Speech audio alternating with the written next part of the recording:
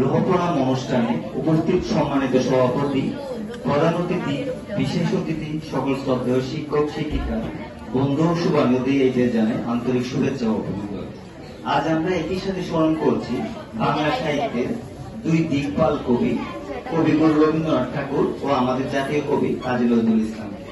তাদের সৃষ্টিকর্ম আজও আমাদের বাঙালি সংস্কৃতি ও মননকে সমৃদ্ধ করে তুলেছে। রবীন্দ্রনাথ ঠাকুর যিনি ছিলেন বিশ্বকবি, তার গান, কবিতা, গল্প, উপন্যাস, নাটক ও চিত্রকলা বিশ্ব সাহিত্যের অমূল্য সম্পদ। তিনি ছিলেন একাধারে সাহিত্যিক, সুরকার, গীতিকার, শিক্ষাবিদ, দার্শনিক ও সমাজ সংস্কারক। তার লেখনীতে ফুটে উঠেছে প্রেম, প্রকৃতি, মানবতাবাদ, আধ্যাত্মিকতার গভীর উপলব্ধি। তিনি বাংলা সাহিত্যের বিশ্ব দরবারে পরিচিত করেছেন এবং তার গান ও কবিতা আজও আমাদের প্রেরণার উৎস হিসেবে কাজ করে। অন্যদিকে কাজী নজরুল ইসলাম ছিলেন যিনি বিদ্রোহী কবি নামে খ্যাত। তার গান ও কবিতা বাংলা সাহিত্যে নতুন পথকে চালিত করছে। তিনি সমাজের অন্যায়, অবিচার ও সংকীর্ণতার বিরুদ্ধে সোচ্চার ছিলেন।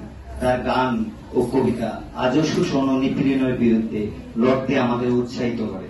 তিনি অসাম্প্রদায়িকতা ও মানবতার জয়গান গিয়েছেন, যার আদর্শ আজ আমাদের পথ দেখায়। রবীন্দ্রনাথ ও নজরুল দুজন ভিন্ন পথের প্রতীক হলেও তাদের সৃষ্টির মধ্যে একটি গভীর মিল খুঁজে পাওয়া যায়।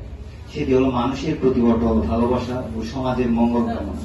তাদের রচনা আজও আমাদের একই সূত্রে গেঁথে রয়েছে এবং তাদের আদর্শ আমাদের পথ দেখিয়ে চলেছে।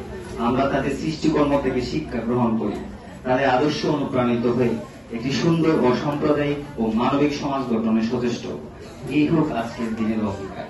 সর্বশেষে আমি ধন্যবাদ জানাই আমাদের প্রিন্সিপাল মোহাম্মদ নুরুদ্দিন জাহাঙ্গীর স্যার মহোদয়কে। ওনার সৃজনশীলতা ও উৎসাহ না থাকলে আজকে আমরা এই আনন্দঘন একটি অনুষ্ঠান সম্ভব হতো।